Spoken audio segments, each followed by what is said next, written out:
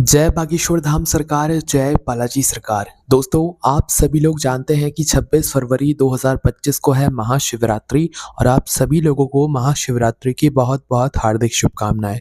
दोस्तों, महाशिवरात्रि का एक ऐसा दिन होता है जिस दिन अगर आपका कोई मनोकामना है, अगर आपका कोई ऐसा काम है जो कि बहुत समय से नहीं हो रहा है, वो पूरा हो जाता है। आपकी मनोकामनाएँ पूरी हो जाती हैं, आपकी दुःख और परेशानियाँ दूर हो जाती हैं। सिर्फ़ और सिर्फ़ महाशिवरात्रि का दिन इतना बड़ा फलदायी यहाँ पर ये दिन माना जाता है। और इस बार की महाशिवरात्रि और भी ज़्यादा ख़ास है क्योंकि सबसे पहली चीज़ तो इसमें 2 बड़े महासंयोग बन रहे हैं।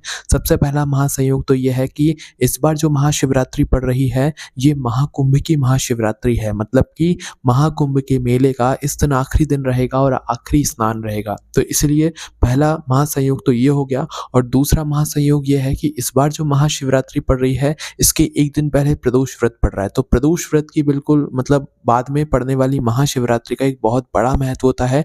बिल्कुल महाशिवरात्रि के पीठ पर लगने वाले प्रदोष व्रत के बाद जो महाशिवरात्रि पड़ती है, उसका एक अलग ही महत्व होता है। तो ये दूसरा बड़ा महासंयोग इस बार बन रहा है। तो इस बार इस महाशिवरात्रि का जो भी लोग यहाँ पर व्रत रखने वाले हैं, भई वो ये मानकर चलें कि उनको पूरे साल भर के व्रतों का फल यहाँ पर एक साथ मिलने वाला है। अगर वो पूरे साल भर भी कोई व्रत नहीं करते हैं, तो वो सिर्फ़ इस एक व्रत को करने के बाद अपने पूरे साल भर के व्रतों का यहाँ पर फल ले सकते हैं। अब इसी के साथ में दोस्तों, महाशिवरात्रि के दिन कुछ ऐसे कार्य भी होते हैं जो कि आपको नहीं करने चाहिए, जिन कार्यों को करने से आपको इस दिन बचना चाहिए।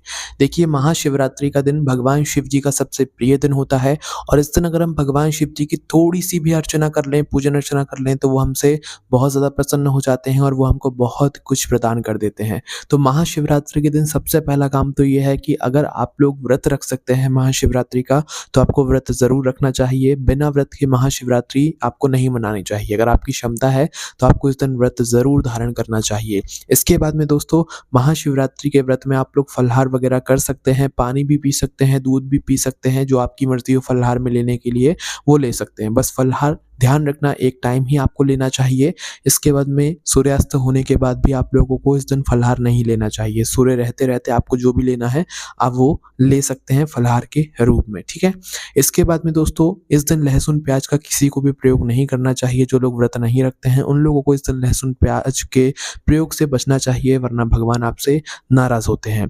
इस दिन दोस्तों, आप लोगों को किसी का भी दिल नहीं दुखाना चाहिए, किसी से झूठ नहीं बोलना चाहिए, किसी से अपशब्दों का यहाँ पर किसी के लिए प्रयोग नहीं करना चाहिए। अगर आप व्रत रखते हुए ये सारे काम करते हैं, तो फिर आपके व्रत का भी उस दिन कोई मतलब नहीं होता है। तो इसलिए दोस्तों, आप लोगों को जो है व्रत रखते समय भी इन बातों का ध्यान रखना है। और महाशिवरात्रि के दिन अगर आप भगवान शिव जी को प्रसन्न करना चाहते हैं, तो एक काम आप लोग इस दिन ज़रूर करें, जिससे आपकी मनोकामनाएँ भी पूर्ण होंगी, आपकी दुःख और परेशानियाँ भी दूर होंगी, आपके रुके हुए काम भी बनना शुरू हो जाएँगे। तो इस उपाय में आपको मात्र करना ये है कि सुबह-सुबह जल्दी उठना है और उठकर स्नान करना है।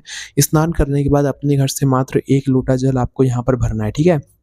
1 लोटा जल भरने के बाद आप चाहो तो अपने साथ में बेलपत्र, फूल, जो भी पूजन सामग्री है वो भी लेकर जा सकते हो। पर महाशिवरात्रि के दिन सबसे ज़रूरी कोई चीज़ है तो वो है 1 लोटा जल। तो 1 लोटा जल ज़रूर लेकर जाइएगा और शिव जी के मंदिर में जाकर इस 1 लोटे जल को ज़रूर चढ़ाइएगा।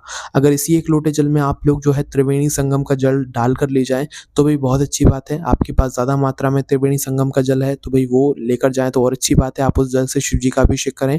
अन्यथा अपने 1 लोटे जल के अंदर थोड़ा-सा गंगा जल डालकर आप उस जल से महाशिवरात्रि के दिन शिव जी का अभिषेक करें। भगवान शिव बहुत ज़्यादा प्रसन्न होंगे इस जल को चढ़ाने से, चूँकि त्रिवेणी संगम के जल को डालकर आप लोगों ने शिव जी का अभिषेक किया होगा, ठीक है? इसके बाद में बेलपत्र, फूल, अबीर, गुलाल वगैरह जिससे भी आप लोग पूजन अर्चना करना चाहते हैं, वह पूजन अर्चना कर सकते हैं ना। इसके बाद में दोस्तों, एक काम आपको शाम के समय भी करना चाहिए कि शाम के समय आप लोगों को शिव जी के मंदिर में और बेलपत्र के पेड़ के नीचे दीपक ज़रूर लगाना चाहिए, महाशिवरात्रि के शाम के समय प्रदोष काल में, ठीक है? वैसे 3 जगह दीपक लगाए जाते हैं इस दिन। पहला बेलपत्र के नीचे, दूसरा शिव जी के मंदिर में, तीसरा आंवले के पेड़ के नीचे। तीनों ही दीपक मिट्टी या आटे के दीपक के आप लोग ले सकते हैं।